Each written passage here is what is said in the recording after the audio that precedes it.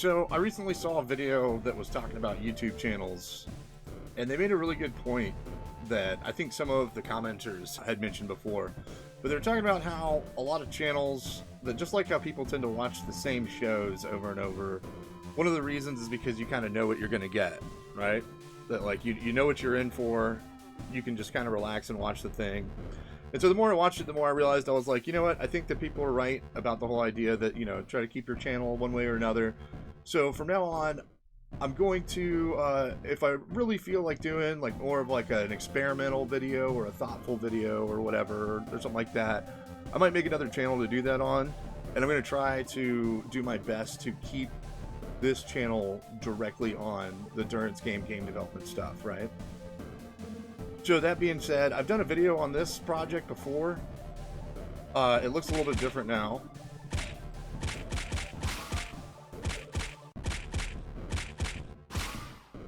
But this is a project I had done. I did this alongside while I was working on Neverspring. And I learned a lot of stuff doing this project.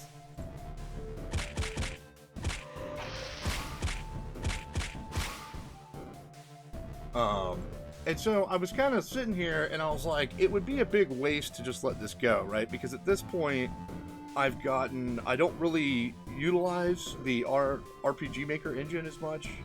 Most of my projects are in Unity now. And I've also got a copy of Godot that I'm looking at. But this one is... I really like this project, and so what I decided to do was I was going to go ahead and finish it, quote unquote. It was already kind of finished, like the game loop's done. The idea was that this whole project was a result of my study of roguelikes, and specifically the game Rogue, like the old 1980s game. And so what I did was I made this dungeon crawler game, and it's like that turn-based, just like you would be in like Rogue or a game like that.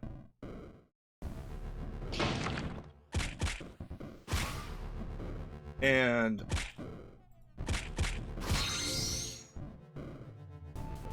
so I had this whole game done, right? And the way it works is you start your game. So like the things that I still need to do to like finish it, to make it like an appropriate, you know, game that people would like maybe get and play, is one, I've got to fix all the UI stuff, right? I got a real crummy UI right now. When you come in, you've got some character traits you can pick. You've got, you know, starting items that you can choose up to 4 starting items. You've got your character, right? And then some of the character classes will lock in a trait, right? So like if you're a cleric, you're gonna have the blessed trait, right? And if you're a barbarian, for example, you're gonna have the heathen trait. And so, which is, you detest the use of magic. So like barbarians can't use magic stuff. And if you come across a magic shrine or something like this, you get mad and smash it. You don't use it. And so I experimented with a lot of different map types and things like this. And so one of the biggest parts of roguelikes, right, was randomization.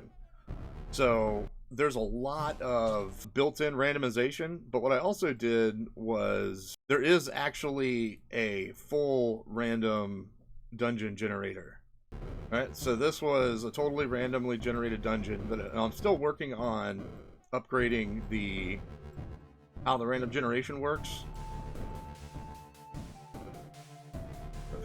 And I have the Fog of War turned off on this map, but usually there'll be Fog of War stuff. So in this game, right, so it's very similar to your regular roguelike, except you're going to have a lot of like sort of like or how do I say this? So the main point of the game is you descend into the dungeon, right? You've got to go down so many floors, and then you find... I'll talk about this thing here too a second ago. And then you find a treasure, right, the golden ogre, and then you've got to escape alive. But to keep things different, where I'm not just like, you know, totally copying Rogue, on top of the other mechanics that are in the game, when you exit, you're not coming back up through the floors. You have to run out. So there's like a last level in where the ogre chases you out of the thing. And if he gets a hold of you, you're done. Like, you're not, you know, so you got to get out of there. And the initial idea for this game was actually going to be a Minotaur in a labyrinth. And it was supposed to be a loot extractor. So there's like a whole loot extraction thing. There's like a town that you can go to in this, but I haven't decided whether or not to like have it active, because there's a lot of different ways that I could go about doing this. And if we don't include the town, if it's not a loot extractor, then the game loop is complete already. Like I've developed it to the point that, you know, this is a test map of like an outdoor map that generates. Oh, yeah, see the Minotaur approaches, but it's not a Minotaur.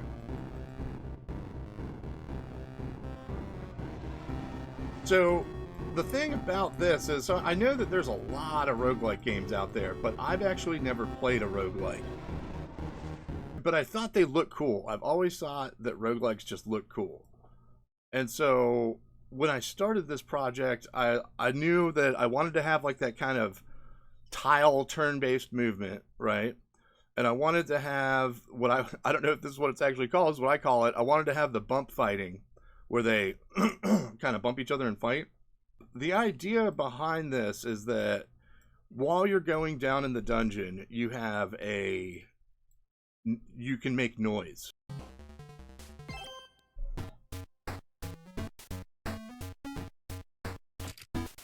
Yeah, okay, so this would be if you did do it a loot extractor, right?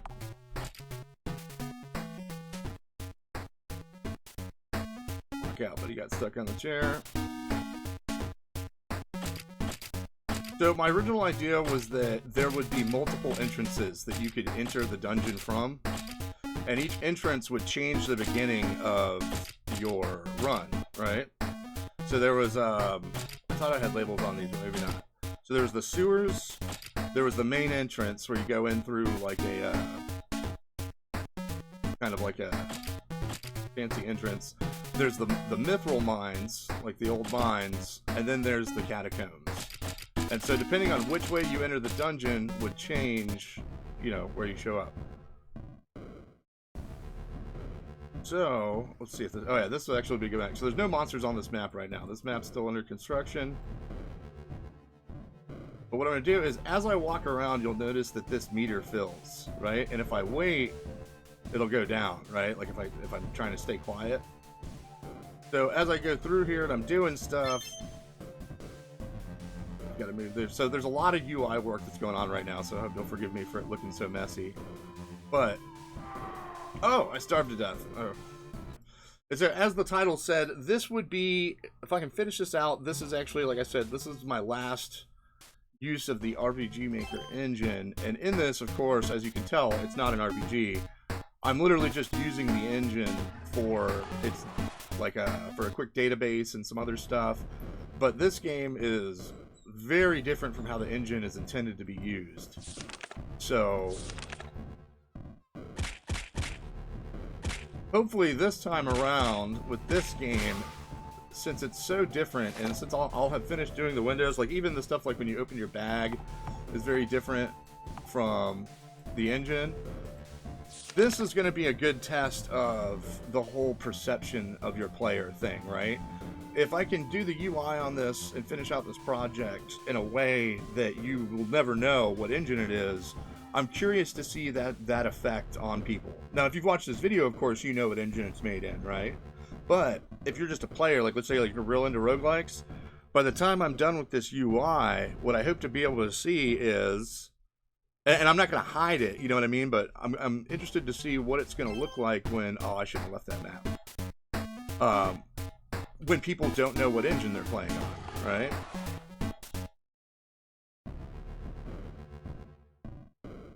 So, let's see if I can trigger this. So, like I said, as you're going through the dungeon here, watch this noise meter.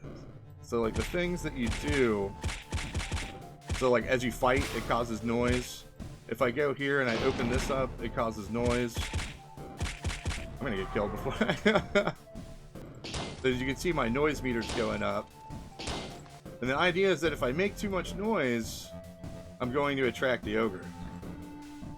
And so also another thing I did differently that I don't think you'll find in like games like Rogue is you've got more of like Diablo style controls, like old Diablo controls, where you have your weapon on your left click and then you have a skill of some sort on your right click, right? But then everything you do too is like, you know, you're hungry is your energy. I combined like the idea of mana or energy and hunger so that it's basically just your character's energy, right? And you need food.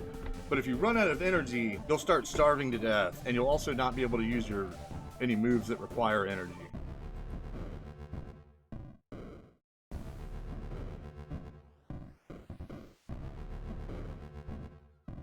I guess that's that guy. And so you'll find stuff too, like there'll be like strangers that you can find that do different things. Like I tried to find as many ways as I could to give the player a third option, right? Or like a because your main game loop is to stay alive, find this thing, and get out. But the way in which you do it should, if I did this right, change depending on the choices you make in the dungeon. Because one of the other big things about... Oh, here we go. Alright, so I've made too much noise, right? So here on the map, you'll see this little guy right here. That is the Ogre. And he's supposed to actually appear a lot closer. But basically what happens is, once the Ogre's decided that he wants to find you, go ahead and wait. Oh, and that noise you just heard, that was the Ogre killing something over here. So a lot of these monsters and stuff will interact with one another. Like ratkin don't like orcs, and orcs don't like ratkin, and things like this. And so they'll fight if they get too close to each other. There's a ratkin right there. Got a stranger here. Alright, so there's the Ogre. And in this one, he's using a different path. I had to write my own pathing system, otherwise this would happen. Right? So, the idea is that the Ogre's following you, right? He's mad, and if he gets a hold of you, you're done. You've got to avoid him. Alright, so this was the old kind of fighting I had where you actually, like, bump into him.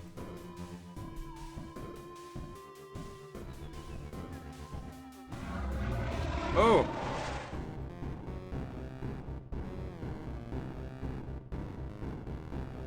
Alright, so now you'll watch. I'm not going to be able to lose this guy. So this is the actual pathing system that I had to write.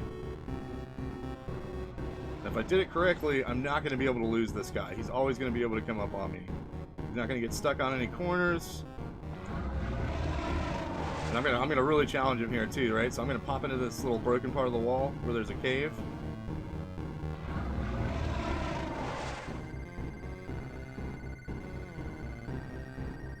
Alright, let's see if he finds me.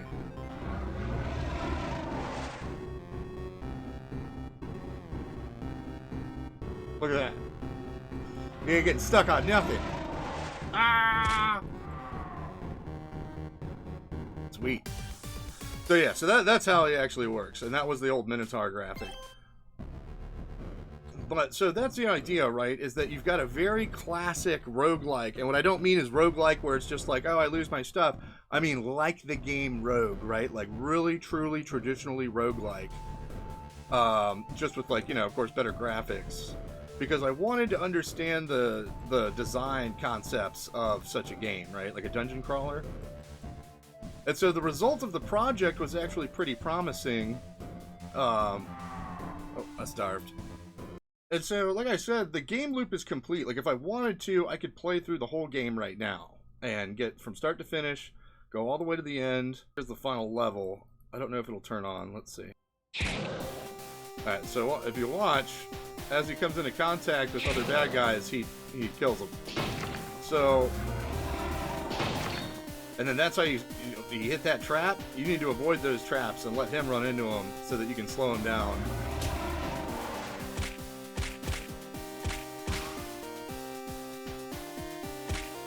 And you've got to be strong enough to get through these guys in time. Oh, see, I'm not, because I just basically started at level 1 in there.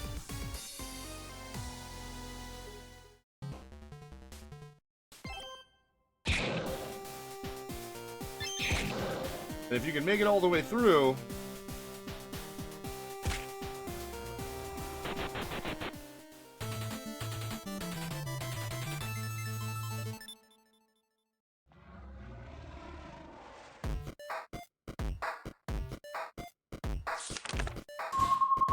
Oh,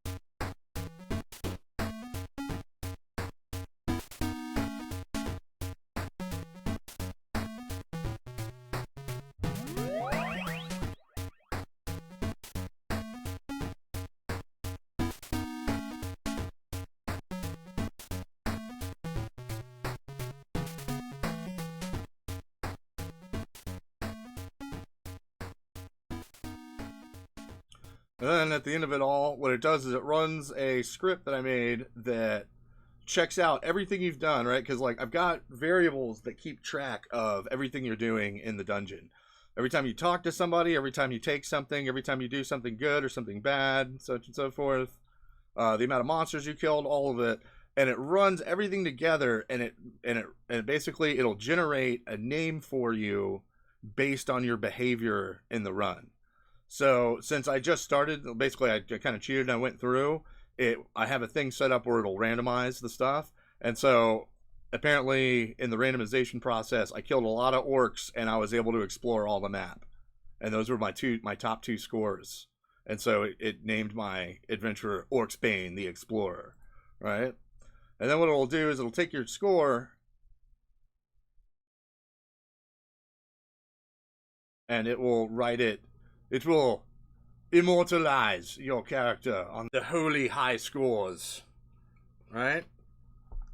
So, and then what I'll do is I'll have this plugged into the Steam API so that these high scores will be like online. The game itself won't be online, you know what I mean? But if you're connected while you're playing it and you beat it, then your score will be added to the high scores, right? So it's a very retro, just very arcade style thing, because when I first started this project, I was a little bit worried about the idea of trying to like actually finish it. Because from what I understand, I mean, nowadays games, it almost feels like every game is expected to be played forever. It's like you better have all of this replayability, you better have all this kind of stuff, you know, and all these things you can do. But games didn't used to be like that. Like retro games were very, you blow in the cartridge, you pop that thing in, you play it. And there are games that I remember taking so long to beat as a kid, but when I play them, if I play them now, I can beat them in like 30 minutes. You know what I mean? And so I decided to stay true to the retro idea where this should be a game with a very direct gameplay loop, right? You get in, you find the thing, you get out, you win. But you got to stay alive and you've got to avoid the ogre and all this other extra stuff, right? So I decided, I was like, you know what? Let's stick with the traditional aspect. A player, this isn't like, you know, a game that you're going to spend like $15 on that you can play for 1,000,000 hours and stuff and all that stuff. This should be ideally a game you just blow in the cartridge, you pop it in, you play it. Maybe you got to get back to work or something like that, or your kids come in and they're like, I got to do this thing. And it should be a game that you can walk away from, right? That it's not going to demand the player's time like this.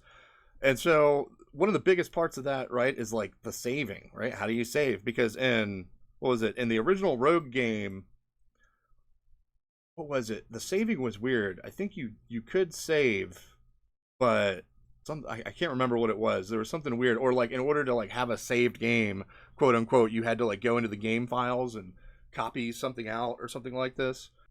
So what I decided to do for Ogre Dungeon is the modern player, from what I can tell, is very risk averse. They don't like not being able to save their guys. They don't like not being able to do this and do that, right? So that was another thing too, was it was like, let's make sure the gear and everything isn't like, it contributes to this recycled play, right? So there's only so much gear. You know, I didn't go crazy on the gear, but it does a lot of different stuff. So as you play through, what you find is going to pretty heavily change how you get through the dungeon. And so, and like I looked into this, right? And I'm like, as I'm reading into how Rogue worked, I thought to myself, this sounds an awful lot like you could just be kind of screwed in a run. And the answer to that question is yes. Like, that's absolutely what could happen in an old Rogue, or in the old Rogue game, is you might just have an unlucky run. You know? The dungeon gods did not favor you. And so, likewise, I decided, well, you know, if we're going to stay true to this, then we're going to do the same. And so what that means is that if you die, you're dead. Your guy's gone, and your save file gets deleted.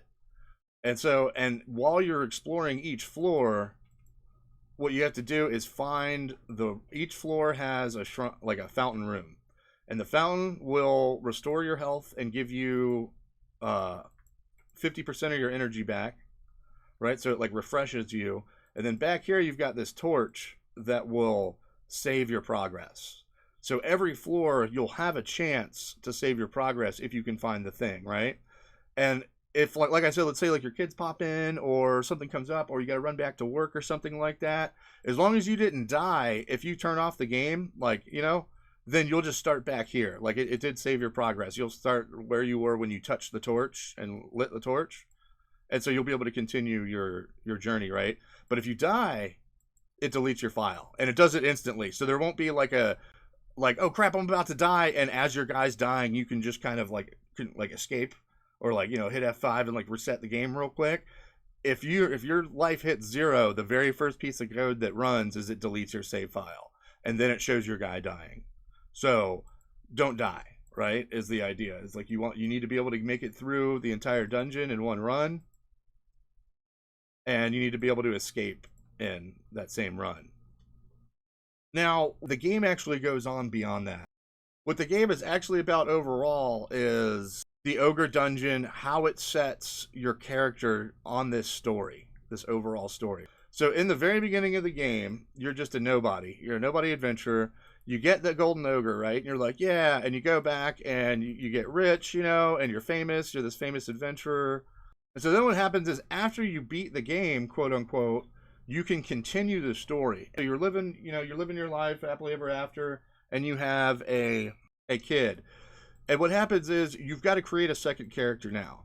So depending on the character that you created in the beginning, you'll be given a second character creation screen where you create another character. But this character is going to, what you can select on this character is going to depend on your first character, right? Because the idea is that it's your kid, you know?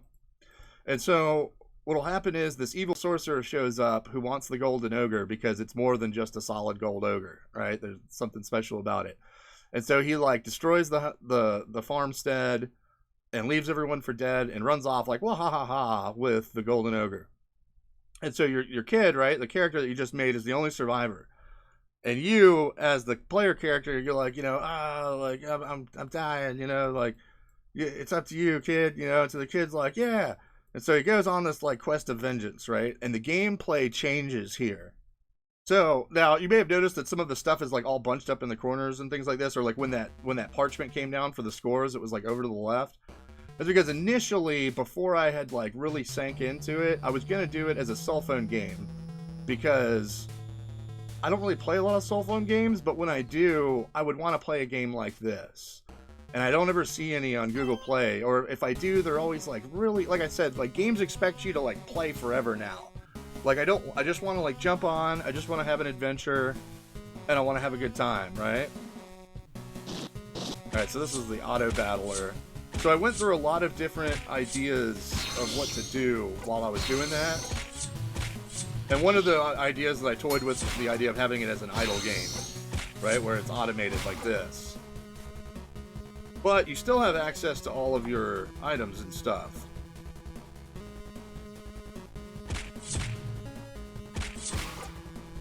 So what happens at this part of the game, right? When you have your second character who's supposed to be avenging your death and retrieving the ogre, that's not you. So you're not fully in control of this character, right? But what you can do is take care of them and keep them alive.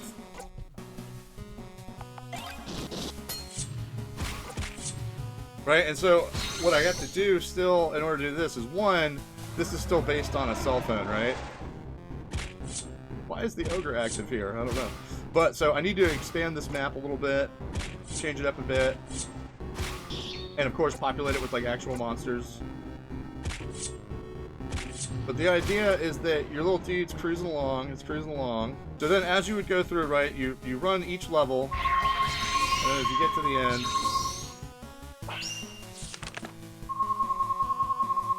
see, it's still all over to the left because this was the cell phone maps.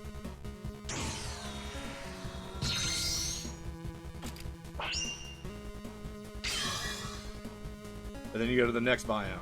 Oh, I starved to death. But so in this way, you would travel through, basically you travel across the lands, right?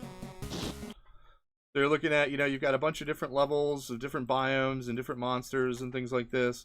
And in the end, when you arrive at the sorcerer, you battle the sorcerer and it winds up, like some bad stuff happens and everybody goes down, right? Then the next part of the game and the next and final part of the game, the gameplay changes for a third time, but it takes everything you learned about playing in the first type of the game, everything you learned about taking it in the second type of the game, and combines it into a full game where you have, rather than just go down one dungeon, you are now your original character again. And you wash up on the shores of this weird place. And what you'll do is you'll talk to this guy.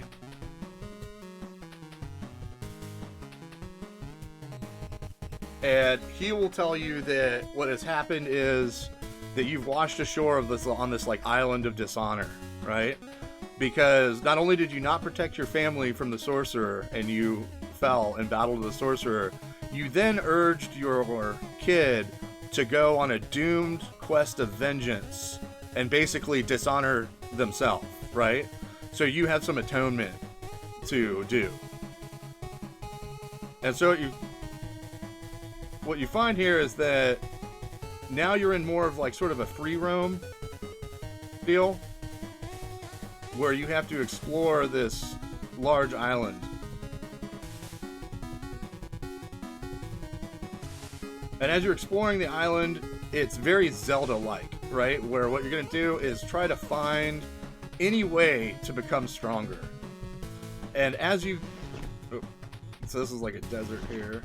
I've been doing a lot of tile work, so now the deserts look like tiles, but...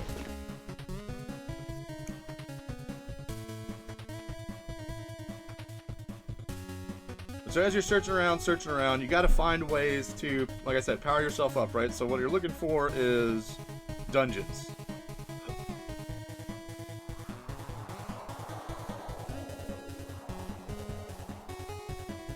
Alright, so here's one. So, as you enter into each dungeon, you're going to have a smaller randomized version of dungeons. And in completing each dungeon, you'll get some sort of power-up.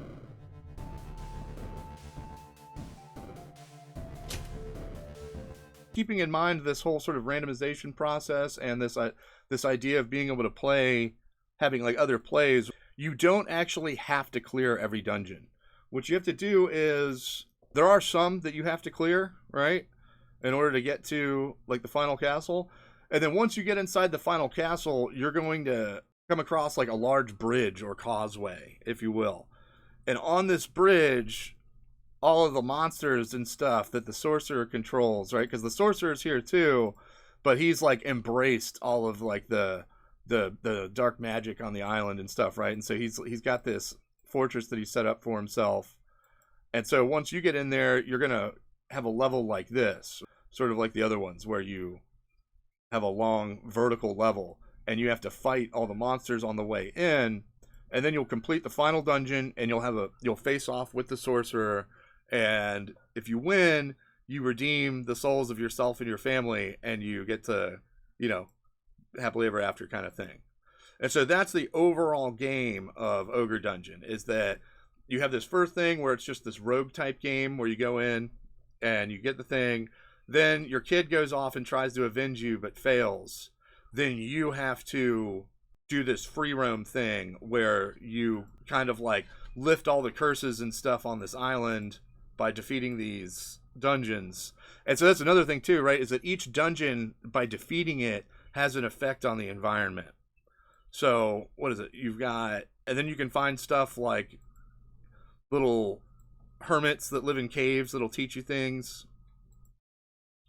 So you've got the desert tomb, you've got the warlock's tower, you've got the hedge maze, you've got the mausoleum, and then you've got the church. So you're always going to have to do the church because the church is going to give you an item that you need to do everything else with. And so like I said, like all the maps are done, all the dungeons are in place. Since I'm relying on randomization to generate my dungeons, I don't have to worry too much about level design necessarily once you're inside a dungeon. And so that saves a lot of time in the whole design process. So what I'm working on right now to get this finished is, one, we've got to get the UI looking proper here.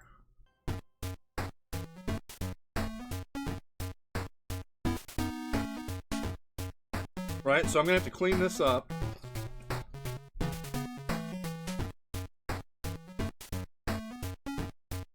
Right, and then so each of these character traits are going to affect you somehow.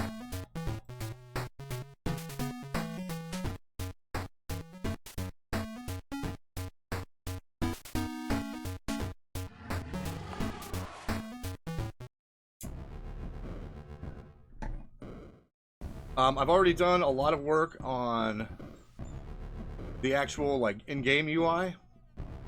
Right, and then we've got our little backpack here with our items. And so now, so one is the UI, right? And now two, I'm expanding on the idea of things that modify the gameplay. So now I'm also toying around with companions. So see, this mage is going to follow me around and help me out.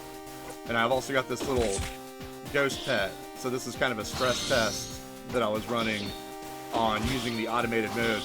Because also part of that whole thing with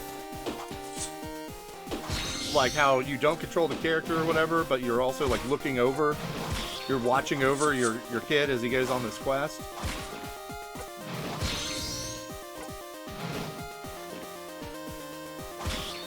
Part of that is that along the way, he's going to run into, so, I don't know if you remember earlier on when we were in the random generation, how I would find these hooded characters, and then once I get close enough to kind of make out who they are, it reveals who or what they are.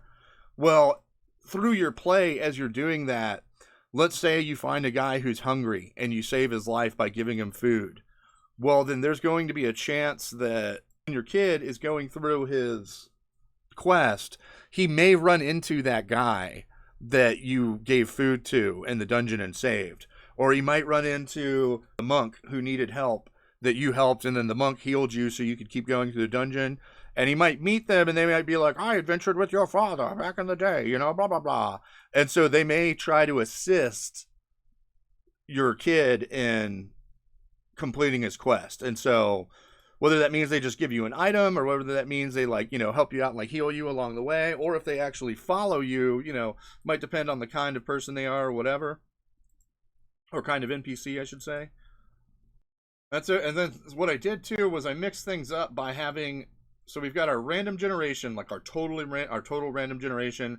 Then we have pseudo random kind of deal where basically everything in each map changes according to some variables that get rolled. And that actually works pretty well in the game loop. But then we also have some static maps that are always the same that you may run into, like the barracks or the crypt or the catacombs. And this is also true of, like, so this is where we were talking about where you would have different entrances to the dungeon. This is where that would come into play. Right? So on this map, what I've been doing is I've been working with a lot of the NPC interaction and faction interaction. So remember I said orcs and ratkin don't like each other. So a lot of them are going to be busier fighting each other than bothering with me. And then once they're done with their hated adversaries, you know, they might come after me. And so that'll be one useful way that you can, you know, kind of manipulate. That's another thing I decided might be important to a game like this, is the ability to manipulate the dungeon environment with your own knowledge of the game. Because from what I understand, Rogue itself and games after it are very player progression based. By that I mean that the player themselves and their knowledge of how the game operates is the progression, right? So the progression is within you. It's not necessarily in your character. And so these are all different little dudes that I came up with here, right? So I'm coming up with different ways that you'd be able to, like, different types of NPCs that you'll encounter. And sometimes it's not an NPC. Sometimes you might go up to an NPC and then it's actually a monster. So that'll have to be, you know, the player will have to decide whether or not they want to investigate an NPC, because it could be dangerous. It might not be a friendly person. And another thing I did too, I don't know if this was true in Rogue, because like I said, I've never played a roguelike. I've always watched people play them, and they seem really cool. They're fun to watch, but... Oops.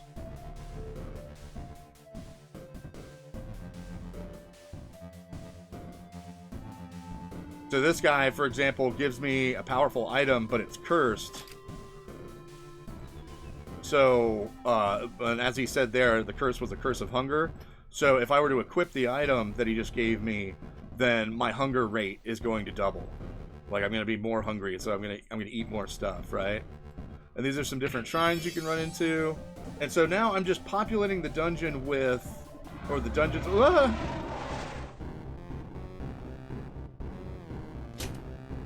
I'm populating the dungeons with all of this extra stuff that you might have.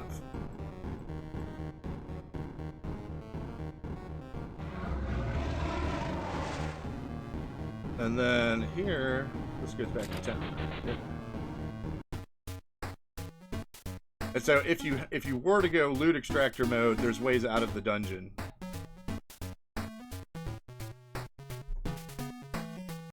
But so this is what we're looking at overall, right? Is we're looking at a traditional roguelike dungeon crawler that is, you know, it's not trying to be like, oh, and you can craft and you can like do all this and you can, you know, like mix potions and all this stuff. It's like you're trying to get in and out of the dungeon. That's the main thing of the game, is can you survive long enough to get out of the dungeon?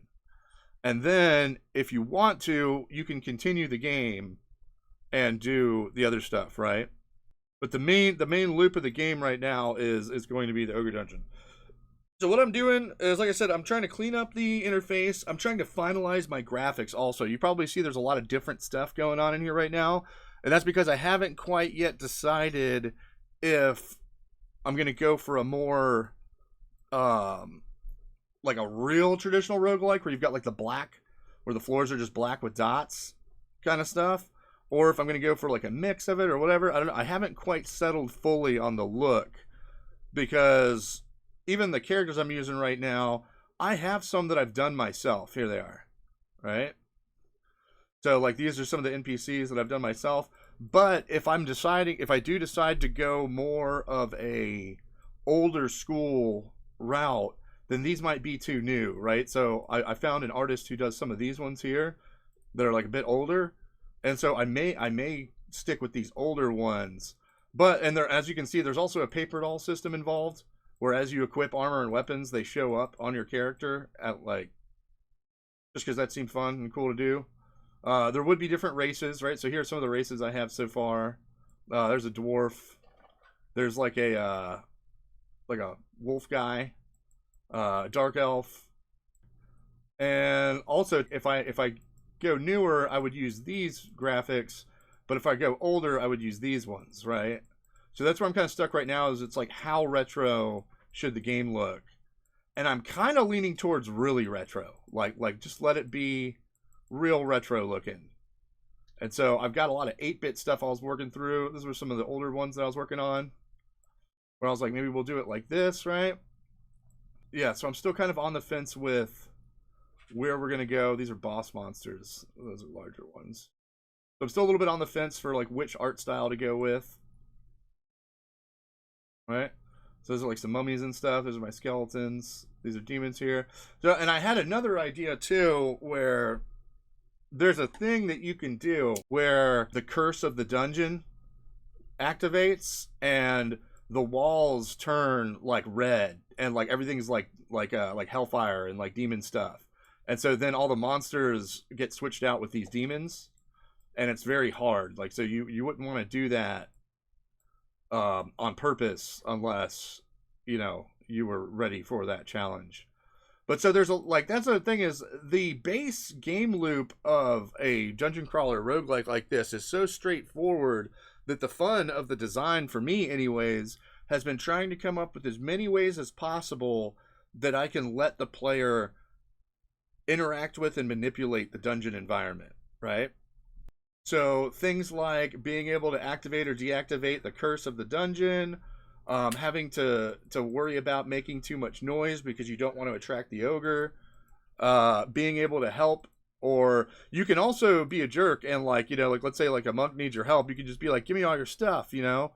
But then like then that's when you get into stuff too. Like I'm a little on the fence with the class system, because it's like, do we go classes or do we just let every run be the adventurer kind of thing, or maybe a small little bit of each? Because now we also have to decide what is going to be the reward for beating the game. And I'm thinking that, like, again, since this is like a player progression based design for a game, your character's not going to get stronger every time you beat the game. So I think the best route to go with that would be to offer unlockables through achievements such as beating the game, right?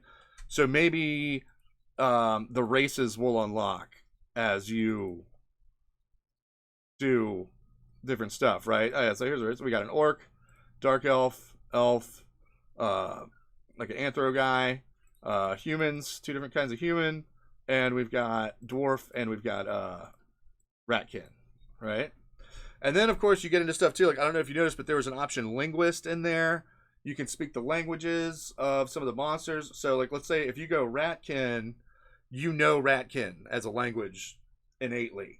So when you come across ratkin monsters, they're less likely to attack you, or they might even help you, right? So this is what I'm talking about, how like the dungeon environments is, we create the dungeon itself, the dangers within the dungeon, and the creatures within the dungeon. Then we establish factions between the creatures, right? So you've got like your orcs, you've got your ratkin, you've got your undead, and then we build relationships between these factions.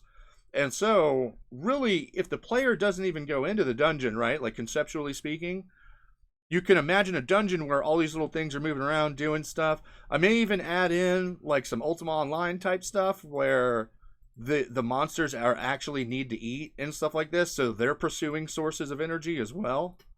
And maybe you have to, like, you know, kind of vie with the other monsters in the dungeon in this way. And so there's a lot of options that I can do. A lot of it I have already done sitting in this like test kind of state. And I want to put it together and see if we can get a fun retro roguelike game going. There's a couple of reasons why I'm going to go ahead and finish off this project. And one reason is, one, I just really like the engine. I like working with the engine. It's fun. It's comfortable. I know everything about it. I have some pretty good skills in JavaScript, so I can push it to do a lot of stuff it's not even really, you know, designed to do. And it's sort of fun. So this was my test to myself. How can I not be bound by the engine I'm working with, right? Like, how can I push an engine to, like, how can I just design a game beyond the aspects of an engine, where the engine are simply things that are helping me complete my process, right? So like, I'm using the database, all of the movement and time-based stuff, that's all done through just scripts. All of the combat is done through scripts.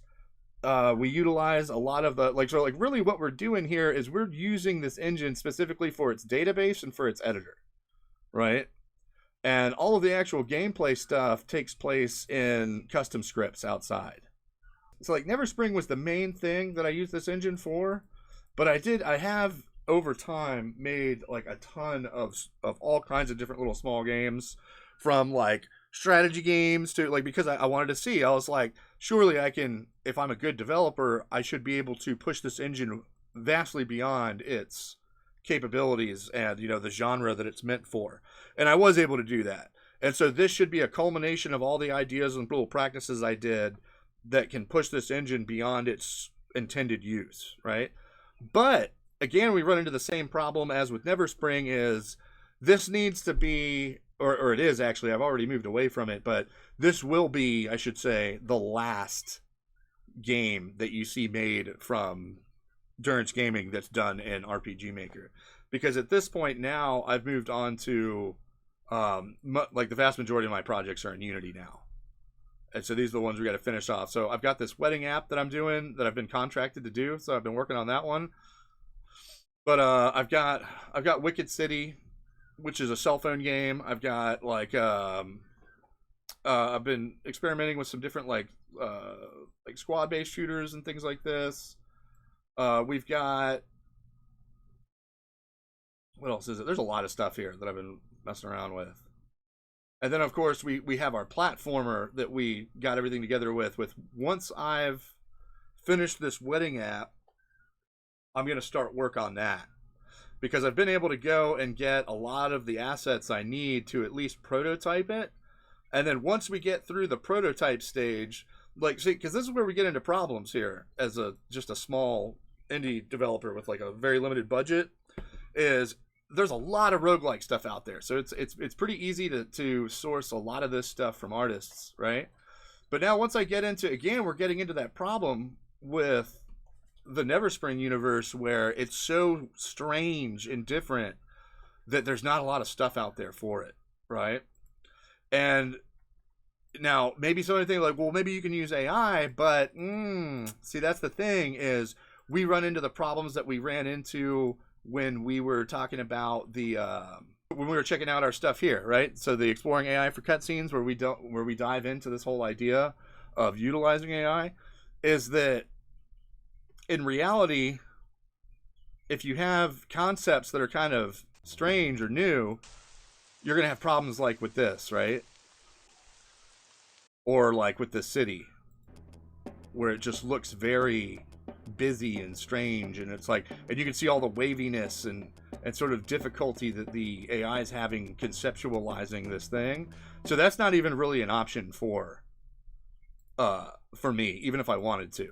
And again, one of my biggest things about AI use in video games is that because of the fact that, again, you're dealing with all this possibility, you never know what you're going to get, you get these constantly like slightly different alterations that if you try to put them together into like a sprite, right? Like let's say I was to make like a character that like walks around. If I was trying to put them together into a sprite, like imagine this, you're going to notice, you know what I mean? It's going to look crummy, like it's not going to look good, because I want to show you something, because one, I want to kind of showcase this guy's work because I really like his work, and also because I want to illustrate a difference between something here, right? So, oh, cool. What's this? I'm gonna have to come back and look at that stuff later. Oh, see, actually. Okay, so I picked up one of his newer things here recently, so it should be, there he is. MT Pixels, Mount Pixels, maybe. So this guy has some work he's done recently, and I'm all about this guy's stuff, right? Because like, now of course it's not like, you know, it's not like, wow, that's like really great pixel art or whatever, but at the same, I don't know, like, that's the thing, is to me this is really great pixel art. I really like this a lot, right? And he's got a lot of stuff in it too. Like when I look at this, like it makes me want to make a game just because I'm looking at this dude's stuff, right? But so this is, of course, not like the quality that you would get if you were to use AI, but it's congruent. You see, it's like, and if this had been done in AI, you would see like his tie would be changing every once in a while, like the silhouette of the character would be changing every once in a while, and it's just not, like, it just looks crummy. But this, even though it's not, you know, state-of-the-art, like, top-of-the-line pixel art, this looks really good, I think. I really like this guy's work. And he's got a handful of stuff that could come in handy, you know? So this is another one of the artists where like I picked up his stuff before I even really had a thing to use it in.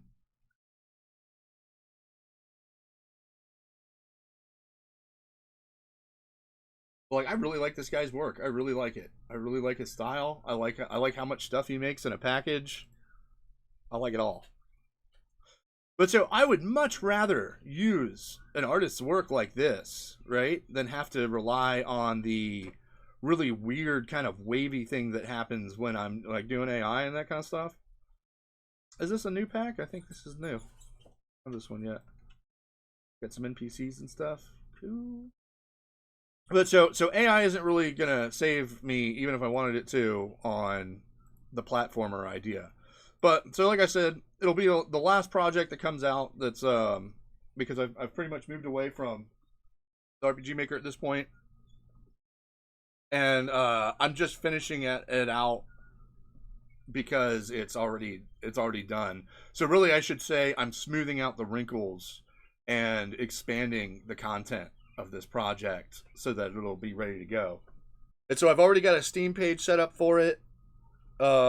What I'll wind up doing is when I've got it right where I want it, as far as the UI is concerned, I'll go ahead and release it early access.